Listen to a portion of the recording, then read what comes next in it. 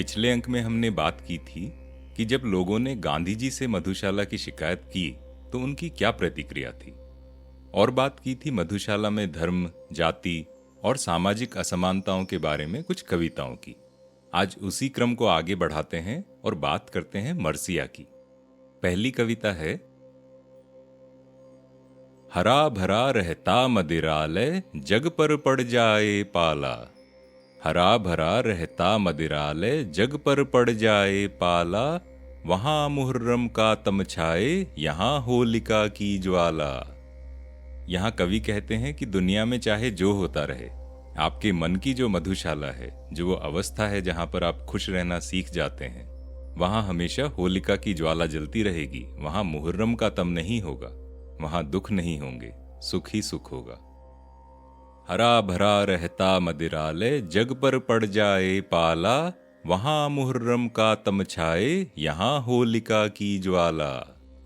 स्वर्ग लोक से सीधी उतरी वसुधा पर दुख क्या जाने।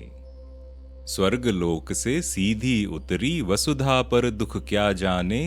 पढ़े मरसिया दुनिया सारी, ईद मनाती मधुशाला।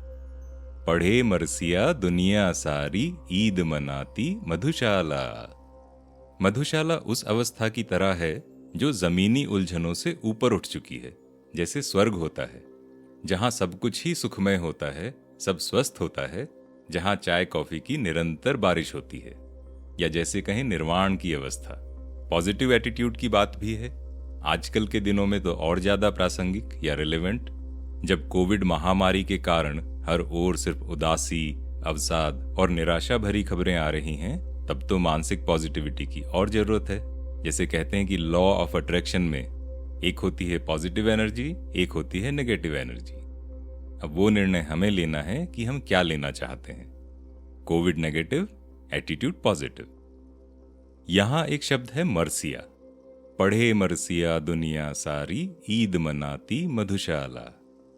मरसिया क्या होता है? मरसिया एक तरह की शोक कविता है। इंग्लिश में कहें तो एलजी। मरसिया को मुहर्रम के अवसर पर पढ़ा जाता है, और इसके इतिहास की थोड़ी सी बात करें तो करबला की लड़ाई के शहीदों के सम्मान में और उन्हें याद करने के लिए मरसिया पढ़ा जाता है। मरसिया एक अरेबिक शब्द मर्थिया से आया है, जिसका अर्थ होता है एक ग्रेट ट्रेजेडी या किसी की मृत्यु पर गहरा शोक। मर्थिया थोड़ा संस्कृत हिंदी के मृत्यु शब्द से भी मिलता जुलता है।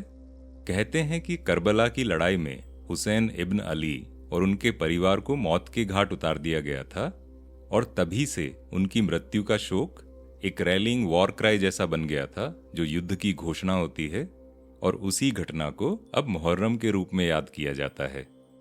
मुहर्रम वो इस्लामिक कैलेंडर का पहला महीना भी होता है, और हुसैन इब्न अली की शहादत मुहर्रम के 10वें दिन हुई थी। मरसिया के बारे में कहा जाता है कि इसका अर्थ ना भी समझ आए तो इसकी लय सुन के ही माहौल में एक उदासी सी छा जाती है। बच्चन जी ने भी एक कविता लिखी है जो मरसिया की लय और धुन पर है। कविता का शीर्षक है सूत की माला, जो कि उन्होंने गांधी की हत्या के तुरंत बाद लिखी थी। और गांधी जी का किस्सा हमने पिछले अंक में सुनाया था कि उनकी मधुशाला पर क्या प्रतिक्रिया हुई थी, वो अवश्य सुनिएगा। अगली कविता पर चलते हैं। और रसों में स्वाद तभी तक, और रसों में स्वाद तभी तक, दूर जभी तक है हाला। यहां कवि कहते हैं कि कई बातों में स्वाद तभी तक आता है जब वो दूर होती हैं। कहते हैं ना, दूर के ढोल सुहावने। जब चीजें पास आ जाती हैं तो उनकी वैल्यू या उनका मूल्य वो कम हो जाता है, या कई बार खत्म ही हो जाता है। इसीलिए कहते हैं कि थोड़े नाज, अदा, नखरे, ये सब प्रेम में बहुत आवश्यक हैं। जैसे राधा और कृष्ण का प्रेम है, कृष्ण और गोपियों का प्रेम है, कृष्ण और उनकी माँ यशोदा का प्रेम है। वहां शिकायत भी है, गुस्सा भी है, सब कुछ एक बार में नहीं मिल जाता। वहां बंधन में मुक्ति है और मुक्ति में बंधन है। इस बारे में एक बहुत सुंदर सी कविता है धर्मवीर भारती की लिखी हुई, कनुप्रिया, उसको अवश्य पढ़ें। और रसों में स्वाद तभी तक, दूर जभी तक है हाला। इतरा लें सब पात्र न जब तक, आगे आता है प्याला।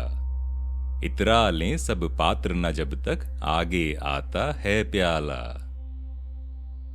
कर लें पूजा शेख पुजारी तब तक मस्जिद मंदिर में। कर लें पूजा शेख पुजारी तब तक मंदिर मस्जिद में, घूंघट का पट खोल न जब तक झांक रही है मधुशाला। घूंघट का पट खोल न जब तक झांक रही है मधुशाला। फिर से अलंकार से अलंकृत एक संगीतमय सी पंक्ति है यहाँ। घूंघट का पट खोल न जब तक झांक रही है मधुशाला। भावार्थ, कवि कहते हैं कि मंदिर मस्जिद में पूजा वूजा जो करनी है कर लें, लेकिन मंजिल तो एक मधुशाला ही है, यानी मन की शांति, और असली सुख तभी होगा जब उसके घूंघट के पट खुल जाएंगे। और दूसरी बात, इतराना या भेदभाव वो तभी तक हैं जब तक आपको एक मधुशाला जैसा मुकाम ना मिल जाए। इसी बात को दूसरे दृष्टिकोण से देखें तो जैसा हमने पहले कहा कि कई दफा चीजें तब तक अच्छी लगती हैं जब तक वो मिल ना जाए। एक बार मिल गई तो रस खत्म, वैल्यू खत्म, और रसों में स्वाद तभी तक, दूर जभी तक है हाला। हिमांशु वाजपेयी की एक बड़ी अच्छी किताब है, किस्सा किस्सा लखनऊआ। उसमें एक कहानी है सलीम भाई सब्जी वालों की। हिमांशु वाजपेयी कहते हैं, बिल्लौचपुरे में सलीम भाई की एक छोटी सी सब्जी की दुकान है। सलीम भाई की शख्सियत और उनकी गुफ्तगू का जादू ये है कि पिछले कुछ सालों में जो लोग बिल्लौचपुरे और आसपास के इलाकों से हिजरत करके नए लखनऊ में बस चुके हैं, वो भी हफ्ते 15 दिन या एक महीने में एक बार सलीम भाई की दुकान पर खींचे चले आते हैं। इनमें हिंदू मुसलमान दोनों हैं। मुसलमान ओ हिंदू हैं दो, एक मगर उनका प्याला, एक मगर उनकी सब्जी, एक मगर उनका खाना। सब्जी खरीदना तो बहाना है, मकसद तो मिलना जुलना और सलीम भाई की सोहबत से लुत्फअंदोज होना है। लखनऊ हमेशा से सुखन साजों यानी बात बनाने वालों का मक्का रहा है। प्रोफेसर नदीम हसनैन ने अपनी किताब द अदर लखनऊ में सलीम भाई जैसे एक सुखनसाज खीरे वाले का किस्सा सुनाया है। कुछ साल पहले की बात है। एक आदमी ठेले पर खीरे बेच रहा था। खीरे यानी कुकम्बर।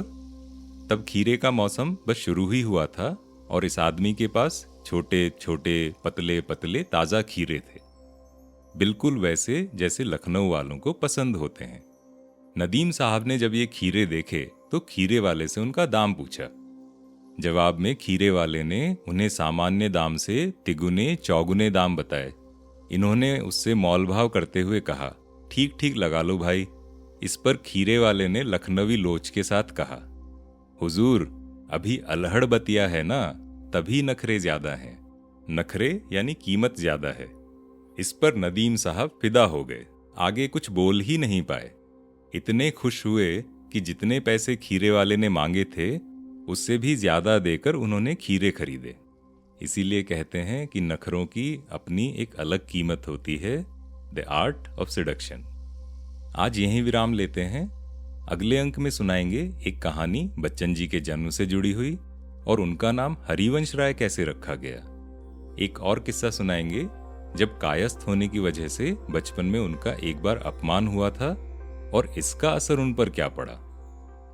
मैं हूं अरिसुदन और ये पॉडकास्ट है मधुशाला की कहानियों की, मधुशाला से जुड़े बच्चन जी के अनुभवों की। इसको आप रिव्यू कर सकते हैं स्पॉटिफाई, आईट्यून्स पर और अपने कमेंट्स मुझे भेज सकते हैं। लिंक सब यहीं दिए हुए हैं। तो मिलते हैं एक और प्याली चाय पर। तब तक स्वस्थ रहें, प्रसन्न रहें।